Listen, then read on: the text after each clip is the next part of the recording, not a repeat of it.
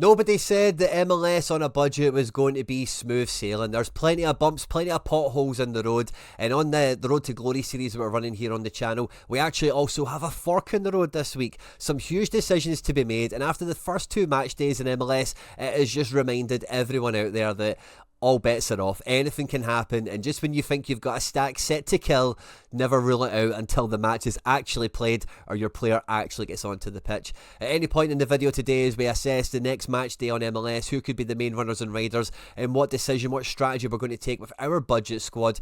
If you do laugh, you learn, you like something or whatever, please do like and subscribe to the channel for more content like this, of course, and get into the comment section and let me know your first feelings, your thoughts, your big takeaways, lessons you've learned, whatever it might be, on the first couple of game weeks we've had on the MLS competition on Sorare. And let me know if you are going to zig with another zag and maybe go with the specialist competition or stay in your native division, chase the hot streaks, whatever it is you might get up to. Always looking forward to catch the comment section on this one. And we did have a hidden giveaway on last week's video that we're going to be cracking open in this one. There might be another card giveaway in this one, so stay all the way to the end to make sure you don't miss out.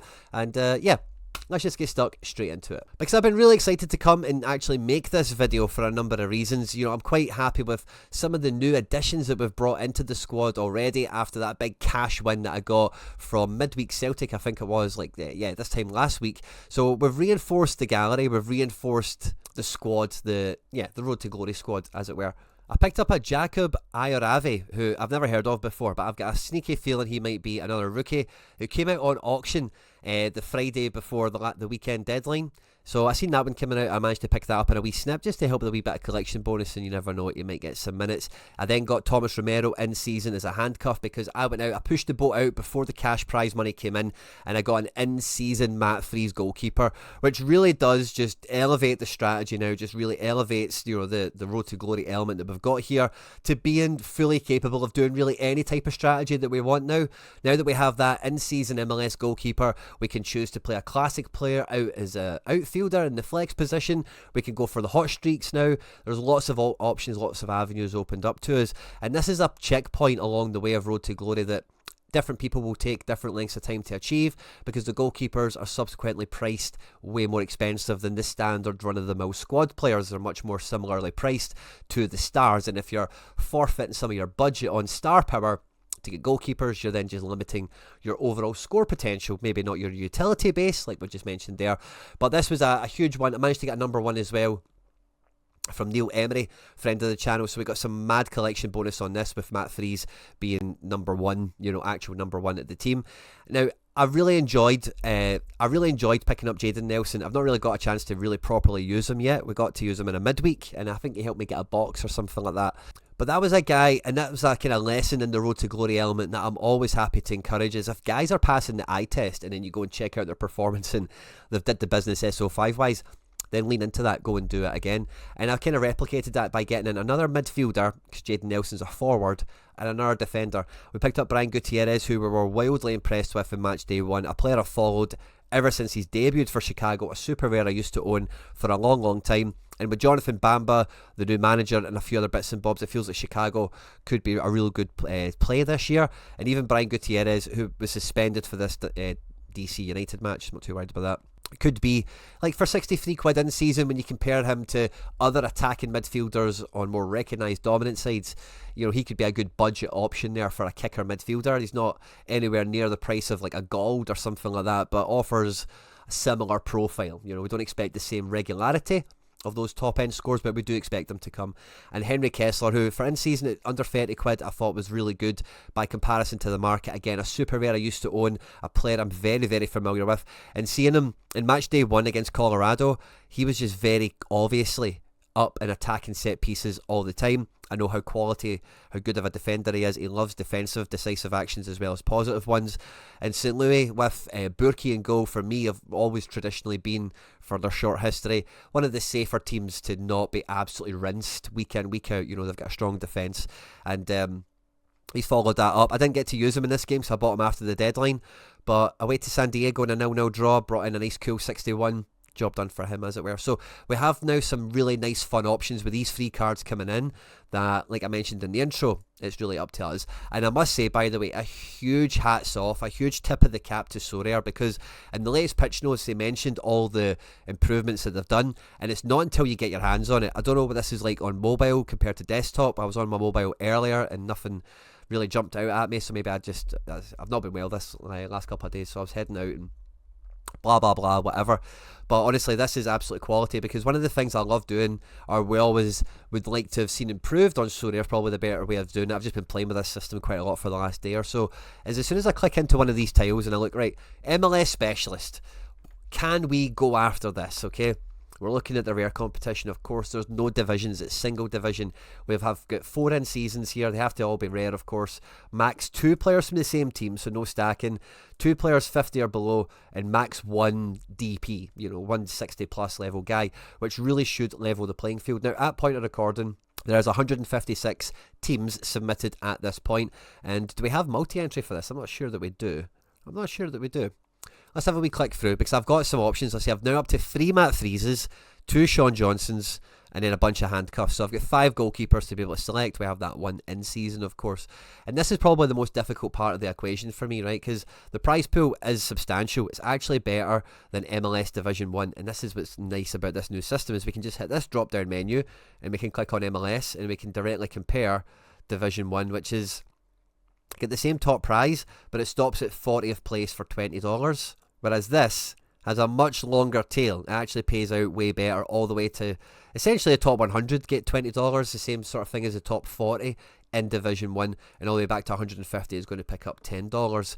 But an interesting increase in this for me, and maybe for you as well, is I've actually, having in the Royal Rumble come out, no, that was in Classic, sorry. And in Classic I have been relegated, but in season I'm not in Division 1, I'm in Division 2.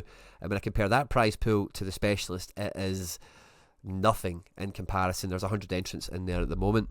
But part of the quandary, part of the problem I've got, right, is that I don't want to be in Division 2 next weekend. I would like to be in Division 1 ideally.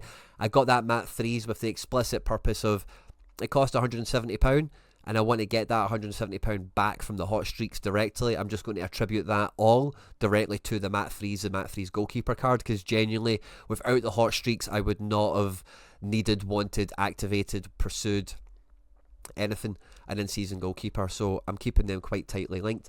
And with me not hitting it last weekend, I'm thinking like going after MLS Specialist, where I could play the in-season goalkeeper, and then with the classic options I've not got many amazing ones, right, but I've got some pretty good ones. Guys like Gold, who does play midweek, Forsberg away to Atlanta. No, even L15 over 60. I actually have nobody L15 under 60. I actually don't have any. These restrictions don't really hinder me, actually. If anything, I wouldn't even put it that I can't get the most out of it. It's just that I'm not actually limited. I don't have like a Messi and whoever else to worry about who would I pick. But equally, as I look at this, I feel that, this is probably a great entry for everyone that is not in Division 1.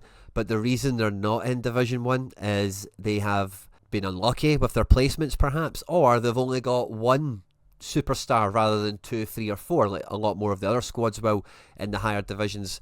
And that might be a good way to go. But I think for me, like, I'm worried that I go into this MLS Specialist, well, we have a look and see what the best kind of looking team is. Matt Freeze at home with Orlando is going to be the best keeper. His L15 is under 43 as well, so he takes care of one of our minimum players here.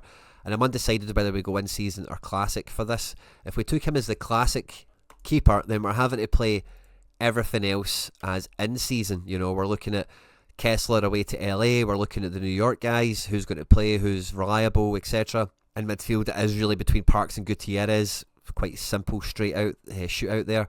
Gutierrez away to Dallas isn't great. Parks at home to Orlando is okay. And look at this when I click on it, by the way. There's a lovely kind of red glow that kind of comes onto the guys as well. And it's only max 2 per squad. So I would need to take Jaden Nelson. Oh no, I actually couldn't even get this far because it's max 2 per squad. I would need to go Gutierrez and then Nelson. And then I would need to take whoever's left, Kessler. So I would need to play a team that looks like this.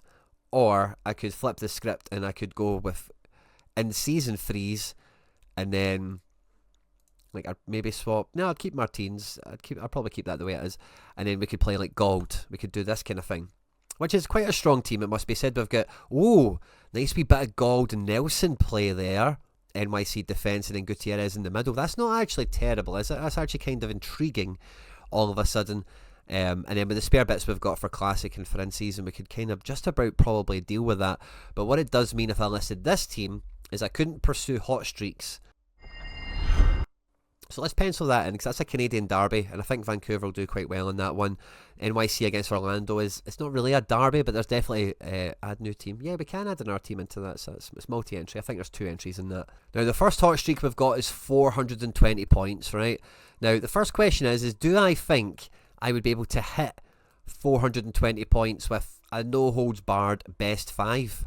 So we would have probably take threes. I probably would still take Thiago Martins. I would probably still want to take Brian Gutierrez. Would I take Jaden Nelson or Hannes Wolf? Hannes Wolf at home feels good. Jaden Nelson at home to Montreal. That's actually kind of a tough one. If we're thinking about getting to 420 points, we need like good scoring guys, decisive, capable. I think NYC are good for some goals at home to Orlando, so I think I would probably just about edge it with the Hannes Wolf. Now, I can't go double midfield, so I just don't have the depth for it, but I can go double defence or double forward, potentially. And that makes me think I would maybe call upon Burke Risa. Just go with that NYC defence stack. I expect him to be active defending, but I don't expect NYC to concede that much. I'm not confident this would hit that higher score, to be honest with you. Like let's imagine Freeze gets a 51. Thiago Martins, let's say a 55, so that's 106. Gutierrez, I'm going to put down for a 70, so 176. Hannes Wolf the same, so 250 essentially. And then Burke Risa 60, so 310 plus the rare bonus will get you to about the 370 mark, and then the captain would need to bring in a bunch more points. So it's actually kind of tough. It's quite tight, isn't it? I'm not sure this is overly hot streak capable, but one thing I have to make sure that I've got here is I'm promotion capable. I think that's the most important thing for this particular game week, is that I get promoted. Now, I'm still weighing up. I'm still not too sure how good this could do. But I actually think what I'm worried about is that not that this team isn't good enough, right? I'm sure this team can score some good points, but just that it might get snowed under. It is max 2 per team. I do have a buff classic card here, Jersey Mint Gold. We've got nice synergy actually, even though it is 2 per squad. It's just Gutierrez being away to Dallas isn't great.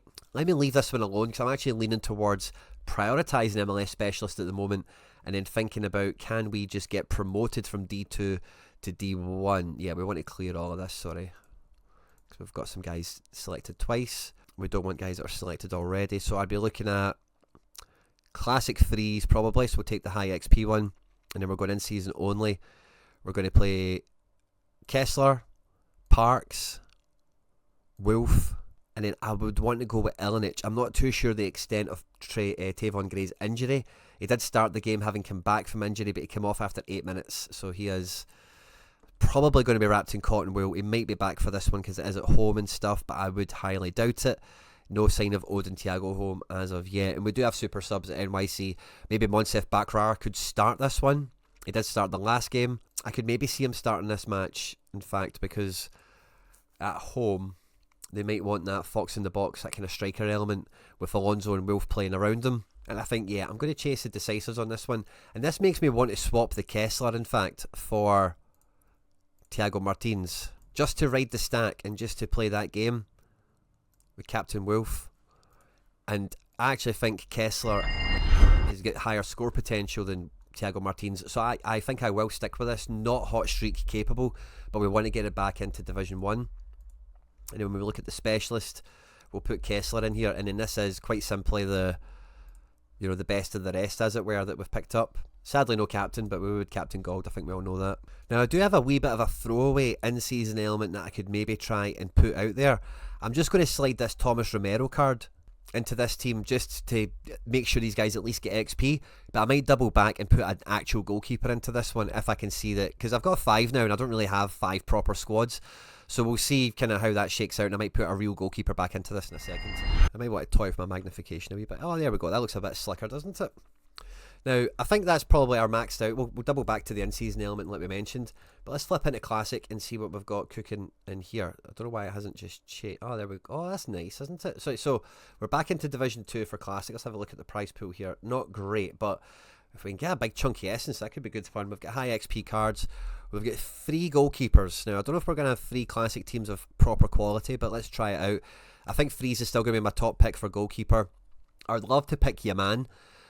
Or Amundsen, but again, they're both playing midweek, and that just gives me a wee bit of the fear. But I guess at this stage of the build, they're amongst the top picks. Both are at home. I think St. Louis looked okay in attack, but they're not that scary. And I think Columbus at home is probably quite solid. In fact, so I'd probably go with Amundsen to come in here with Maxey, who should run the show. Alonso Martinez should be bagging goals, and then for fifth man.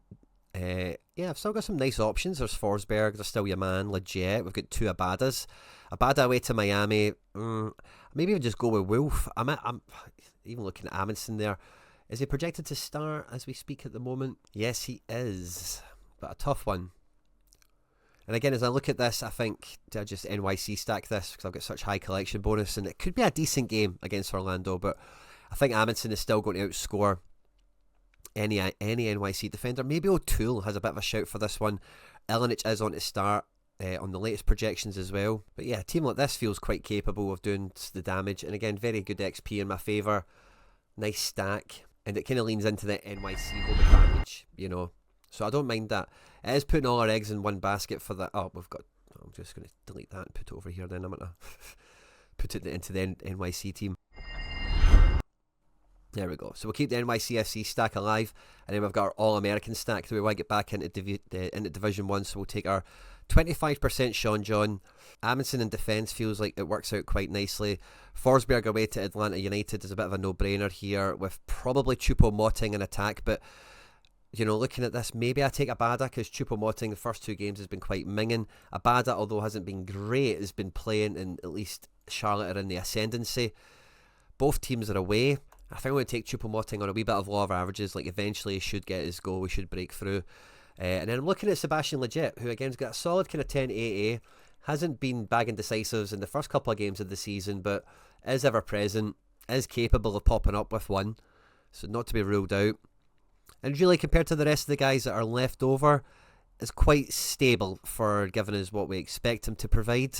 It's just whether he can outscore Abada for certainty, because that's kind of the head-to-head we've got here. I think with Sean John away to Cincinnati, it's not going to be a good goalkeeper situation, so I'm going to go with extra firepower just to try and get the job done, and I'm going to captain Amundsen because he's just my guy. And then that would mean if we don't keep this Sean John to play that in-season kind of hedge effort, we would have Sean Johnson here with Mickey, with Seb.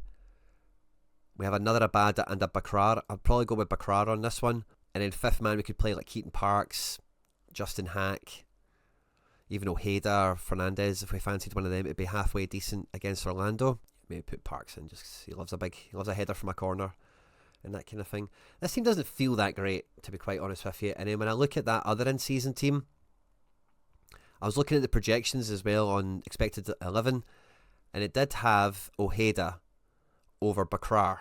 So I don't know what to think about that now. So I'm going to put Ilinic back in here with Bakrar. And yeah, I think I am going to ditch the Thomas Romero for the Sean John. So I don't think the Sean John's going to do that well, that other team could do anything halfway decent.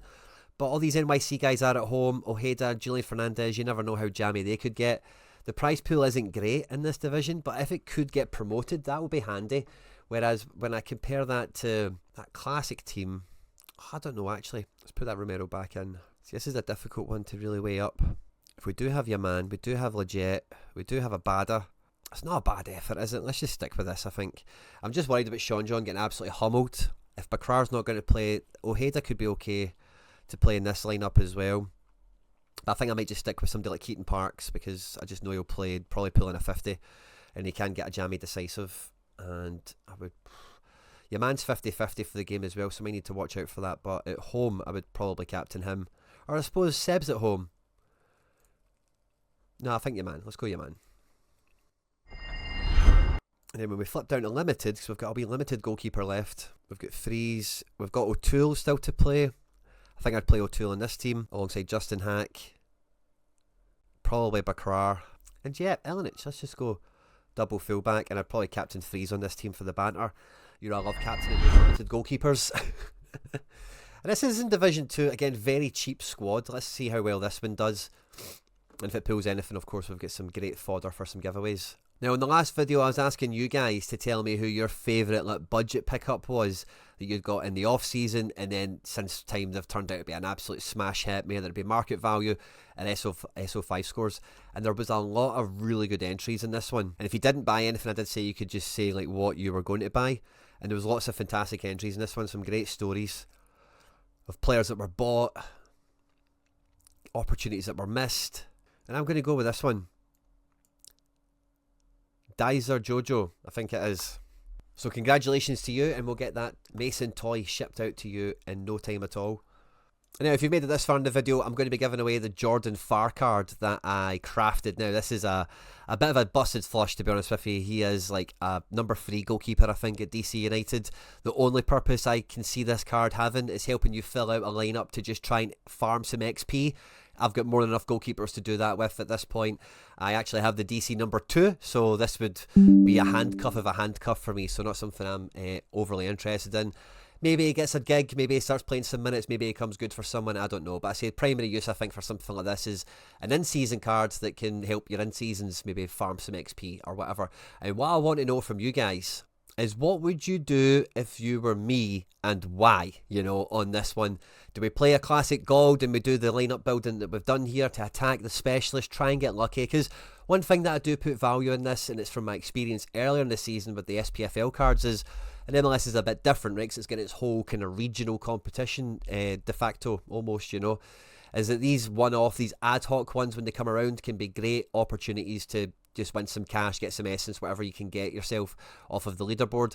Whereas kind of reverting back to what this strategy was like originally, because all the guys that are in the specialist comp, the in-season goalkeeper, then all the outfielders are guys I've bought after the fact, after match day 1, that passed the eye test. It looked like good value for me into the market, and I've just kind of then slung them all into specialist, and we're keeping, you know, the core MLS thing kind of what it was originally intended to be, with no extra firepower, no backup or anything like that. So let me know what you think would be the best move to go. Is there a classic card I've maybe even undersold into that? It'll be really interesting to see. Thoughts, feelings, opinions, big takeaways. And again, I'm just going to look for one to use on the next MLS Road to Glory video, and we'll give you a nice sweet in-season goalkeeper card.